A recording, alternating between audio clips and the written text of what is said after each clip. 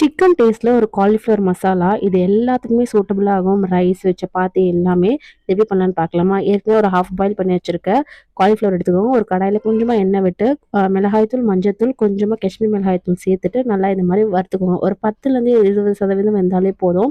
இந்த மாதிரி நல்லா ஃப்ரை ஆனோனே இதை எடுத்து வச்சுக்கோங்க. அதே எண்ணெயில கொஞ்சமா நீளமா வெங்காயம் 1 1/2 வெங்காயம் வந்து நல்லா இந்த மாதிரி வதக்கிக்கோங்க. இதை வந்து மிக்சியில தான் அரைக்க போறோம்.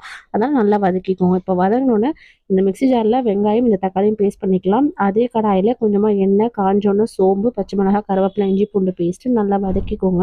இது நல்லா வதங்கினோடனே நம்ம அரைச்சி வச்சிருக்க பேஸ்ட் வெங்காயம் தக்காளியும் சேர்த்து பச்சை வாசனை போகிற வரைக்கும் வதக்கிக்கோங்க. இதுக்கு மசாலா காஷ்மீர் மிளகாய், சில்லி பவுடர், அப்புறம் மல்லித்தூள், கொஞ்சமா மட்டன் மசாலா இதையும் நல்லா மிக்ஸ் பண்ணிட்டு நம்ம வறுத்து வச்சிருக்க காலிஃப்ளவர்லையும் சேர்த்துட்டு தேவையான அளவுக்கு தண்ணி விட்டு நல்லா நீங்கள் வந்து சிம்லேயே வச்சு நல்லா எண்ணெய் பிரிஞ்சு வர வரைக்கும் நீங்கள் வெயிட் பண்ணி சூப்பரான சிக்கன் டேஸ்ட்டில் ஒரு காலிஃப்ளவர் மசாலா ரெடி ஆகிடும். இது நீங்கள் ரைஸு, சப்பாத்தி, பூரி எல்லாத்துக்கும் செம்ம சூப்பராக இருக்கும். நான் இன்னைக்கு வந்து கொஞ்சம் வெரைட்டி ரைஸில் வச்சு சாப்பிட்றேன். ஸோ கண்டிப்பாக இது வந்து தேங்காய் பால், மஞ்சள் கலர் தேங்காய் பால் புலாவ். ஸோ சூப்பராக இருக்கும். ஸோ கண்டிப்பாக ட்ரை பண்ணி வீடியோ பிடிச்சா லைக் பண்ணி ஷேர் பண்ணி சப்ஸ்கிரைப். By by.